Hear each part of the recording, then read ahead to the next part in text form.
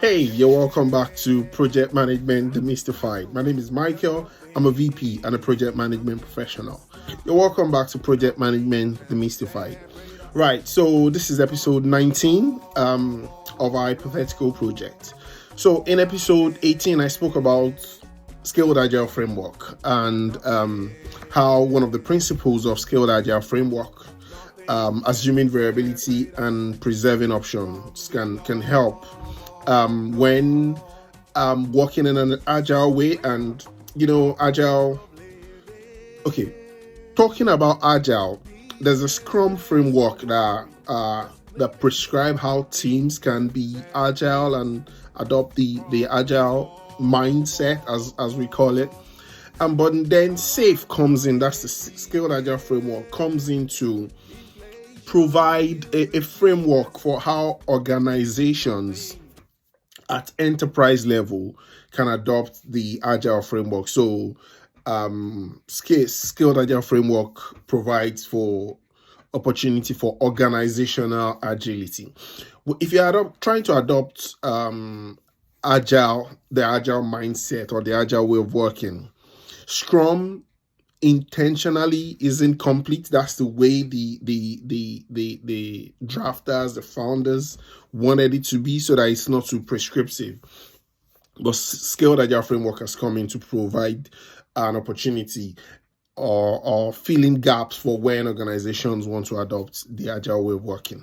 So that's why we have Scaled Agile framework. And so many big organizations now are going the safe way, the Scaled Agile framework way. So I spoke about assuming variability and preserving options. And I just want to explain that a little bit. What that means, I'll use an example. So if you have been following us from episode 1, the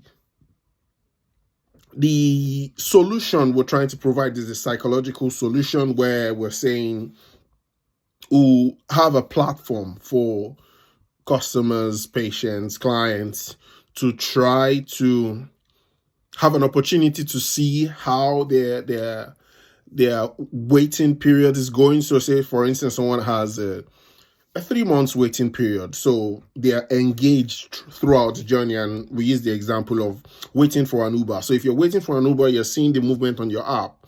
If it's 5 minutes, the wait does not seem as long as if you're waiting for an Uber and you have no idea when the Uber is coming. Even if the Uber takes less than 5 minutes, when you're seeing it, you're more confident, you're more comfortable, and you can even time your walking to the curb to meet the Uber at the time when it would arrive. It's just something that one cannot explain. So if the option that we suggested, we try it based on what's happening on the MVP. So the minimum viable product might be to start with one department or a section of a customer or just one business area. And we've gone out with that.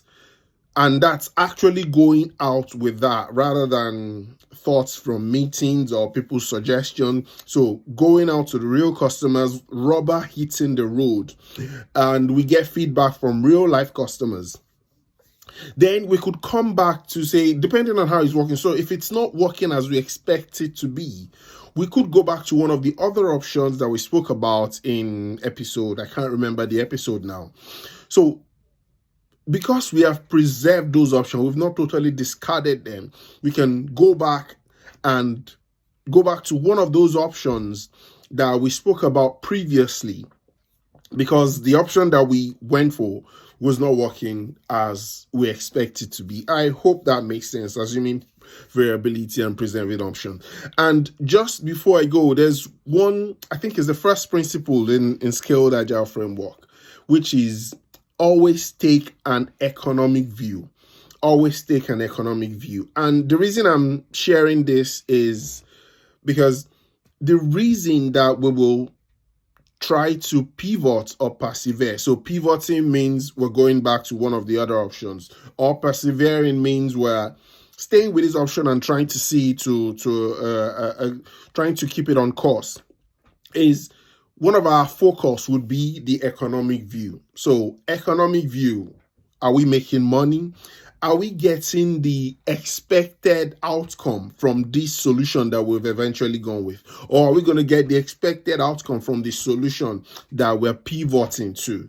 So the expected outcome could be more money for the organization. The expected outcome could be the complaints are not as high. The media frenzy is not as it used to be because of waiting periods. So customers are no longer complaining. So I hope these are making sense. I'll leave you there and I'll see you on the other side. Cheers. Bye-bye.